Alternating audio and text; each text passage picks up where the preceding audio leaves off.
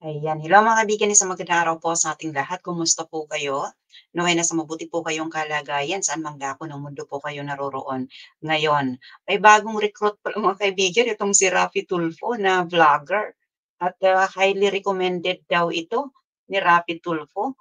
At sinout out pa sa kanyang programa na Raffy Tulfo in Action na mayroong milyon-milyong mga subscribers. At parang nagmamakaawa na i-subscribe na ito mga kaibigan, 'no?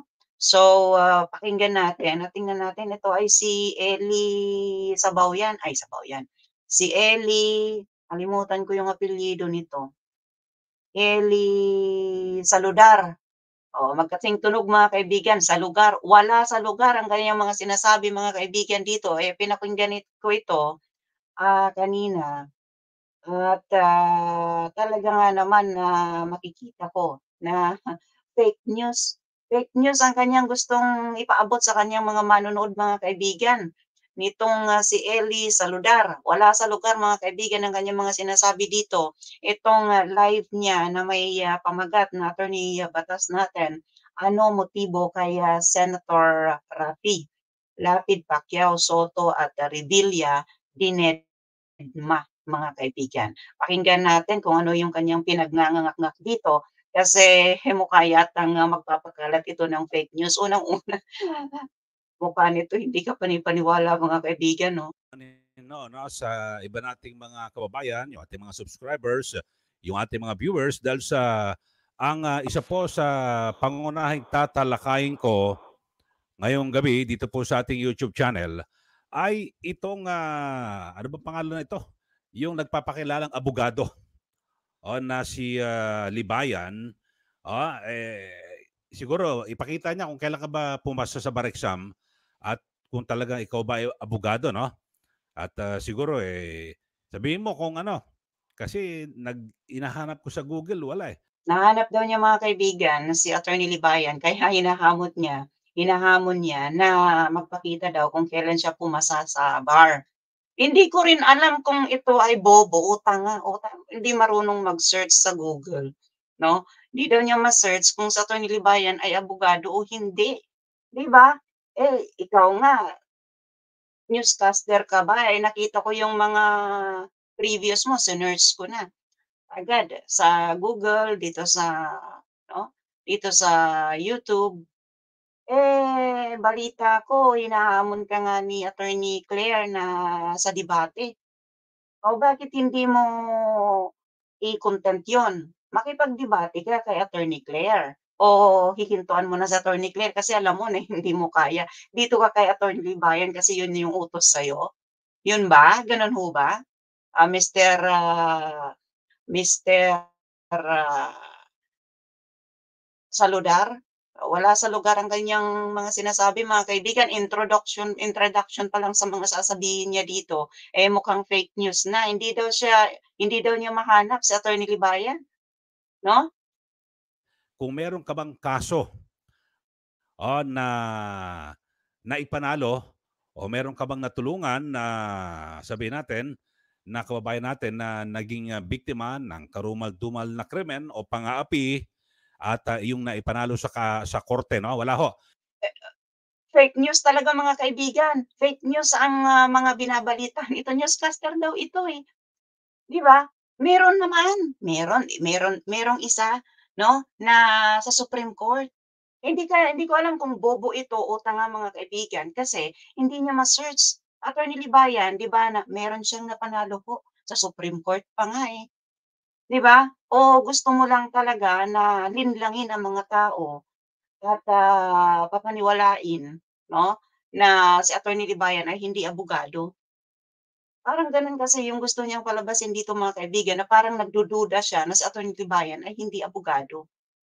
Oh, 'di ba? At meron pa nga siyang sinabi dito, hinahamon niya si Attorney Libayan na ito daw na live niya na ito, yung sagutin niya Attorney Libayan. Hindi ko lang alam kung sasagutin ka ni Attorney Libayan kasi hindi ka kapansin-pansin. Hindi ka ho kapansin-pansin, yung katulad mo na fake news 'no, ang pagtutuunan ng pansin ni Attorney Libayan. Maraming dapat na talakayin sa Attorney Libayan, hindi yung ikaw magpapansin. Eh, si Raffy Tulfo pinansin ka kasi baka humingi ka ng, tulong para ma-shoutout ka kasi nga itong channel mo, talaga nga naman na kahit na shoutout ka na, kahit man lang siguro 2% diyan sa, ah, 26 million ba ang subscribers ni Raffy Tulfo diyan sa Raffy Tulfo in Action, hindi, naman nag-subscribe sa'yo. 'No? Kaya hindi ako nagpapa-shoutout sa kung sino-sino mga kaibigan kasi nakakahiya kung hindi ka subscribe. Pagalingan mo, magbalita ka, lalo na 'yan, newscaster ka pala, magbalita ka ng totoong balita. Hindi yung fake news. Ito pa lang tingin ko dito, nagpapakalat na ito ng fake news. Hindi daw niya ma-search, hindi ka yata marunong mag-search sa Google. Wala sa lugar ang mga sinasabi mo, 'no? Talaga nga naman na hindi ka nag-search kasi, hindi mo ma-search na may napanalo sa attorney. Meron ho. Ito talaga nga naman nakakahiya ang mga pinagsasasabi nito. Introduction pa lang nagsisimula ka palang nabanatan si Attorney Libayan. Hindi na maganda yung mga sinasabi mo, fake news na. Buti sana kung babanatan mo si Attorney Libayan, yung may malapit naman sa katotohanan, wala sa lugar ang mga sinasabi mo. Pero pag-uusapan ho natin mga kababayan, eto ho, nagtataka ho ako ewan ko kung abogado ho ito, abogado raw siya. At eto pasintabi po 'no, sa iba nating mga viewers at nanonood dito po sa ating YouTube channel. Bibigyang pansin ko lang ho ito. Kasi napakarami po ng mga senador, siguro hindi naman po lingid sa inyong kaalaman na may iba't iba rin po silang propesyon bago po sila napunta sa Senado. At sa katunayan, yung iba ho ngayon, kahit sila po ay nasa Senado na bilang senador, ay gumagawa pa rin sila ng kanilang trabaho sa nakaraang propesyon. Dating mga artista, naging senador, nag-artista pa rin. At 'di ba, meron din ho, 'di ba siguro sa nakaraan pa na siya po ay senador pa, naging kongresista, nagbo-boxing pa rin ho mga kababayan. Pero tignan ho natin, hindi ho natin alam kung ano ba talaga ang motibo nitong si Libayan, abogado di umano. At siguro ito, direktang sagutin mo ito, Libayan. Baka ipasagot mo naman dito sa sino ba yung kapatid mo? Kasi kamukha mo yun yung si Kamatis. Fake news talaga mga kaibigan, fake news. Fake news, gusto niyang linlangin ang mga manonood, akala niya maniniwala sa kanya, 'no? Sinabihan niya pa na itong si Caio, kapatid ni Attorney Libayan kasi daw magkamukha sila. Etong si Ellie mga kaibigan, sinong kamukha kaya nito ano? Diyan sa mga ampalaya, sinong kamukha nito? Ah, sino sa kanila ang katawa-tawa? Pinagtatawanan niya si Caio at saka si Attorney Libayan. Kumparahin niyo mga kaibigan, itong dalawa, si Attorney Libayan at saka itong Ellie na ito, sino ang mukhang katawa-tawa?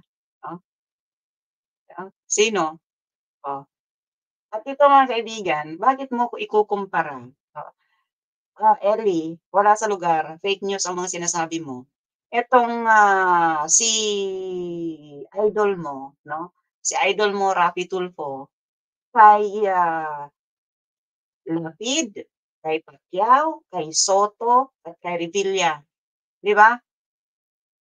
Eto bang mga ito ba si Lapid, si Pacquiao, si Soto, si Revilla 'no, meron ba silang programa na ginagamit 'no, na ibino-broadcast ang mga tao, pinapahiya ang mga tao sa harap ng milyon-milyon na mga manonood, mga subscribers, 'di ba? At galing na rin sa bibig mo na meron silang iba-ibang, propesyon na pinanggalingan. Pero kakaiba itong idol mo na si Raffy. 'No, kasi si Raffy, yung kanyang programa na Raffy Tulfo in Action ay, sino-shortcut ang batas, 'di ba? Lahat ng, dinudulog diyan 'no, hindi lang yung, inirereklamo ang, pinapahiya, kundi minsan yung nagrereklamo pa. marami ka bang nanonood ka ba ng Raffy Tulfo in action o talagang na-recruit ka lang? Kamukhang-kamukha mo. Siguro kapatid mo kasi 'pag binira kita, do'n ka nagsusumbong, siya ang umaatake. Ikaw mismo sumagot nito. Siguro para po sa kaalaman ng ating mga viewers, ito, may binabanggit itong si Libayan, mga kababayan.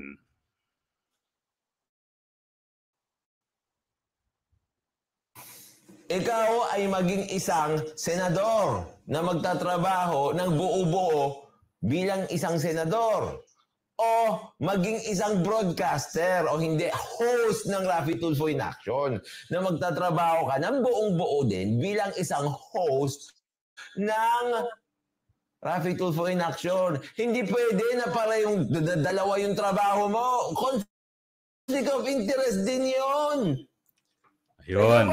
Ayan, malinaw ba sa'yo, Mr. Eli, ang paliwanag ni Attorney Libayan? Malinaw ba sa'yo? Ang senador mo, ang idol mo na si Raffy bilang senador ay halos yung oras niya, mas marami siyang oras, no, diyan sa Raffy Tulfo in Action, no? Ano ba talaga ang trabaho niya? Pagiging senador o pagiging host diyan sa Raffy Tulfo in Action? Kasi talaga naman na nakakatawag pansin.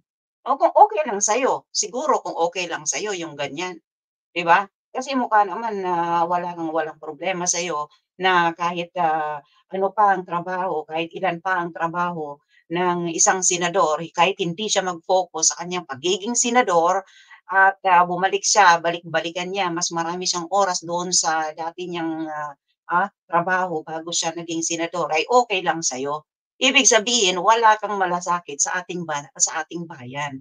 Wala kang malasakit sa sinasahod 'no, ng mga tao, ng mga Pilipino 'no, sa senador na 'yan. Walang problema sa'yo, okey lang sa'yo as long as nakikita ka rin. Gano'n ho ba? Hindi mo nagsabi na private corporation. At private endeavor, yung Raffy Tulfo in Action, nung pinag-usapan niya noon, para dun sa interview sa Supreme Court. Oh. Okay. So, yan po, no, si Ginoong Libayan na di umano'y abogado at binabanggit niya ho kasi mukhang pinag-iinitan niya po ito pong si Senator Raffy Tulfo. At matagal ko rin po yung nakasama, no? Ito pong si Senator Tulfo sa DSEXL at ako noon ay station manager. Siya po ay anchor na dire-diretso po mula noon, year 2000 po ito ay yung Wanted sa radyo ay wala pa ho yung mga YouTube na yan. Yung social, yung SOCMED na wala pa ho yan. Ay ganun na po yung kanyang ginagawang trabaho at syempre yung bilang pagiging broadcaster at ang pinakamatindi ho rito, yung kanyang programa ay public service program na marami pong tinutulungan na ating mga kababayan at alam nyo sa... Marami ding napapahiya. Sigurado ka ba, Mr. Eli, na mas marami yung natutulungan? No? O 50-50, marami yung napapahiya, may mga natutulungan at sino ang kikita? 'Di ba? Sigurado ka ba sa mga sinasabi mo na ganyan? Hmm? At ito kasi mga kaibigan ang problema dito kay Ellie na itong taong ito, mukhang wala siyang concern sa bansa natin. Kasi alam niyo kung bakit, okey lang sa kanya na si Raffy Tulfo ay, mag-focus 'no, mag-focus diyan sa dati niyang trabaho kapag galing sa Senado, kapag, merong hindi nagustuhan na Senate hearing 'no, aalis 'no. Magba-back out, didiretso sa Raffy Tulfo in Action, 'di ba? Pupunta diretso sa Raffy Tulfo in Action. Okey lang kay Ellie na, ang 3 o 2 araw 'no, ni Senator Raffy Tulfo bilang senador ay, naka-focus siya, diyan sa Raffy Tulfo in Action. 'No, okey lang sa kanya mga kaibigan. So, kung sino man na senador na tumatanggap ng sahod mula sa ating, tax 'no, kung meron silang ibang mga trabaho, okey lang kay Ellie. Kahit hindi sila mag-concentrate, kahit hindi sila makagawa ng batas, kahit na hindi sila 'no, gawin na 100% yung kanilang trabaho bilang pagka-senador, okey lang dito kay Ellie mga kaibigan. Yan yata ang gusto niyang mangyari. Sa ganyan, sa pagpoprograma, kasi kine-question itong si Ginoong Libayan na bakit pinipili nyo yung ito lang i-air nyo tapos gagawin nyo sa YouTube. Alam nyo ho, nung wala pa yung YouTube niyan, Facebook, ginagawa na ho yan, mga kababayan. Pero, yun ho, kine-question. Bakit ho? So, eto ho. Ano ho kaya ang motibo nitong si Ginoong Libayan kay Senador Raffy Tulfo? Ikaw, tanungin kita, Mr. Ellie, 'no? Ano ang motibo mo, ano din ang motibo mo na pinagtatanggol mo, 'no, itong si Raffy Tulfo? Kahit kitang-kita naman sa mata mo, imulat mo yung mata mo, 'no, at, liwanagin mo yung isip mo, analisahin mong mabuti kung ito ba na si, Raffy Tulfo, 'no, ay, okey lang na magkaroon ng, trabaho pa rin, 'no? Kasi tawagin nating trabaho yung nandiyan sa Raffy Tulfo in Action kasi pinagkakakitaan din niya yan, bukod sa pagiging senador, 'di ho ba mga kaibigan? So ano ang motibo mo, bakit, ipinagtatanggol at, wala kang pakialam, 'no, sa bayan natin, 'no? Wala kang pakialam kung itong si Raffy Tulfo ay, makagawa ng batas o hindi, 'no? Wala kang pakialam kung habang naghi-hearing, 'no, itong diyan sa Senado, magba-back out siya at, didiretso sa Raffy Tulfo in Action. Wala kang pakialam, 'di ho ba, sa mga bagay na ginagawa ni Raffy Tulfo. At tatanungin din kita, ano ang motibo mo, bakit ipinagtatanggol mo si Raffy Tulfo sa kahit alam naman nating lahat na hindi na maganda yung kanyang ginagawa bilang, senador. Senador ka, dapat 'no, mag-focus ka sa trabaho mo kasi isa kang public servant. Sinasahuran ka ng, mamamayang Pilipino, 'no? Bilang senador, gawin mo yung trabaho mo dahil, ginusto mo 'yan, kumandidato ka, nangako ka sa mga tao, 'di ba? Mag-focus ka sa trabaho mo, gumawa ka ng batas, hindi yung, kapag, medyo free, nandiyan ka na 'no, sa Raffy Tulfo in Action. 'No, upang mag-content ng mga tsismis. Okey lang ba 'yun sa'yo, Ellie? Siguro okey lang sa'yo as long as nakikita ka rin, 'di ho ba? Kasi nakita ko may picture kayo ni Raffy Tulfo, kumakain kayo, 'di ba? Bago ka pa nag-content kay Attorney Libayan, nakita na namin na mayroon kayong litrato ni Raffy Tulfo na kumakain sa isang restaurant. 'Yun ba yung pinag-usapan ninyo oh para tirahin itong si Attorney Libayan? 'Di ba nakakapagtaka mga kaibigan, 'di ho ba? Hmm. Libayan, type mo ba? Type mo ba si Senator Raffy? Masyado ka naman na ano, mapanlin lang 'no, itong si Ellie, wala sa lugar ang kanyang mga sinasabi. Nanlilin lang siya 'no. Sinasabi niya yung words niya kung type daw ba ni Attorney Libayan si Raffy, 'di ba? Walang ano, issue dito para malinaw sa'yo 'no, bago mo tirahin si Attorney Libayan, oh, isipin mo na issue dito ang pinag-uusapan 'no, hindi tao. Hindi tao, kanina ka pa namimintas. Pinintasan mo na itong si Attorney Libayan at saka si Caio na magkamukha, pinagtawanan mo pa ng nakakainsulto. Kung tutuusin naman yung pagmumukha mo, hindi ako namimintas mga kaibigan, siya yung nauna na magkamukha daw si Caio at saka si Attorney Libayan. Kung titingnan naman kung sino ang katawa-tawa kasi pinagtatawanan niya na parang nakakainsulto mga kaibigan, 'di ho ba? Tingnan mo yung mukha mo, magsalamin ka, Ellie, kung sino sa inyo ang, mukhang katawa-tawa, yan sa mga pinagsasasabi mo. Etong sinasabi mo na kung 'no, type ba ni Attorney Libayan si, ah, idol mo, Raffy Tulfo, 'di ba? Eh, walang ano dito, ah, usapang personal, 'di ba? Issue dito hindi tao. Ellie, intindihin mo mabuti yung mga sinasabi mo kasi nagmumukha kang katawa-tawa diyan. Kaya siguro walang mag-subscribe sa'yo kahit shinout out ka na, 'no? Eh, ano ba itong, subscribers mo 1,840 ba 'to, 1.84, oh. Eh, sayang nung shoutout sa'yo ni ano, ni Raffy Tulfo, galingan mo. Kaya ako mga kaibigan sa totoo lang hindi ako nagpapa-shoutout hangga't maaari mas mabuting yung wala akong sinasamahan na mga grupo-grupo 'no. Ay kung sino yung eto nandito ako sa batas natin 'no. Kasi 'pag, meron akong nakikitang ganito, eh, magko-comment talaga ako, gagawan ko ng reaksyon kasi alam ko na ang mga sinasabi ni Attorney Libayan ay totoo, mga kaibigan at, ramdam natin kung gaano siya ka-concern sa mga tao na huwag magamit ng katulad ng programa ni Raffy Tulfo na Raffy Tulfo in Action. Bukod sa may napapahiya, eh, meron pa nga na nagpakamatay ng dahil diyan sa na-content diyan sa Raffy Tulfo in Action. Kasi once na ma-content ka diyan, maisalang ka diyan sa Raffy Tulfo in Action, sira na. Hindi lang yung, inirereklamo mo, kundi pati yung sarili mo. Kaya nga yung mga nagrereklamo diyan dapat talagang makapal ang mukha ninyo.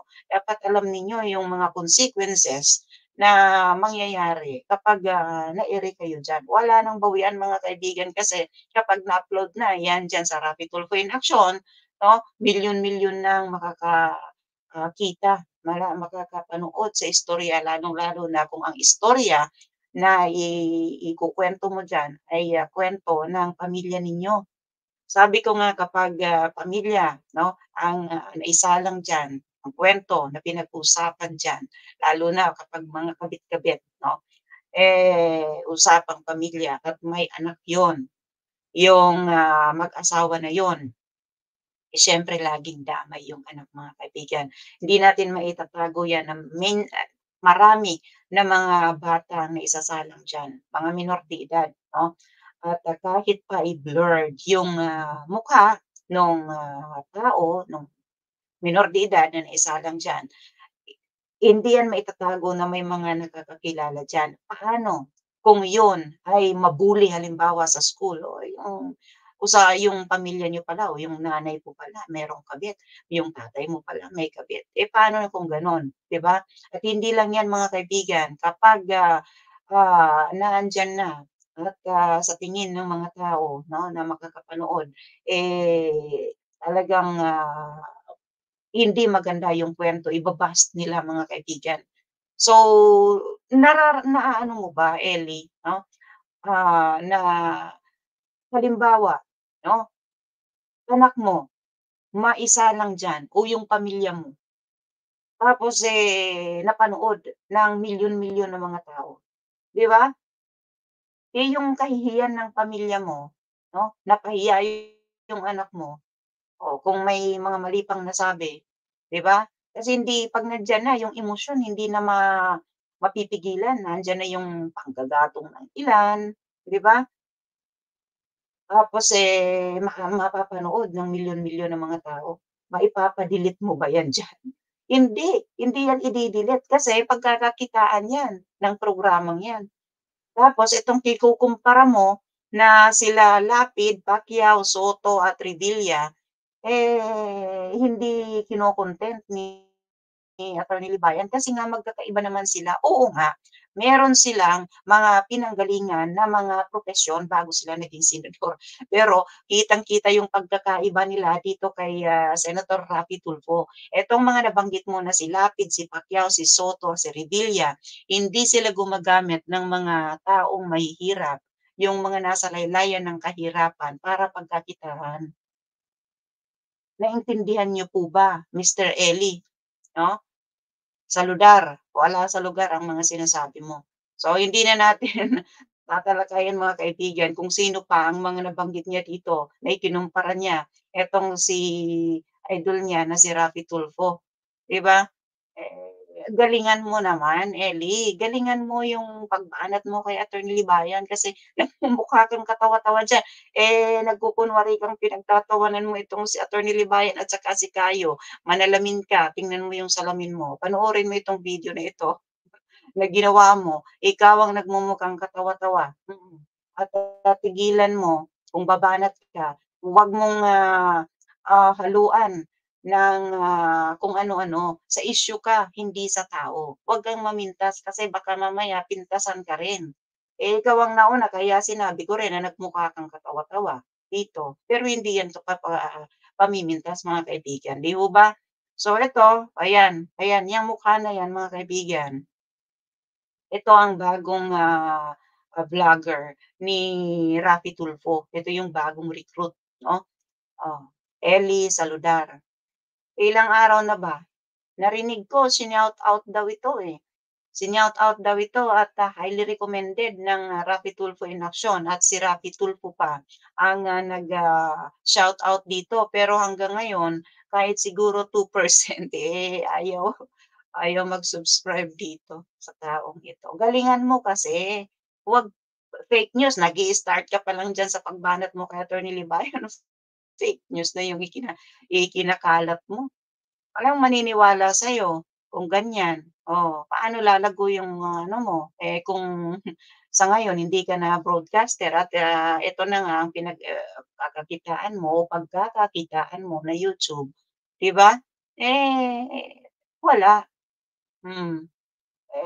Ano kaya kung ang sagutin mo ay si Attorney Claire, makipagdebate ka kay Attorney Claire, do'n namin makikita kung talagang magaling ka.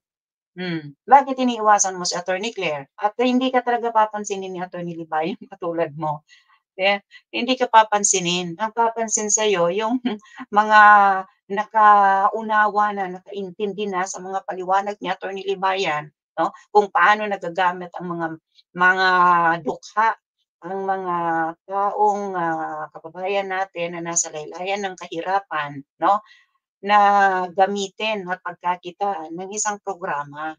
'No?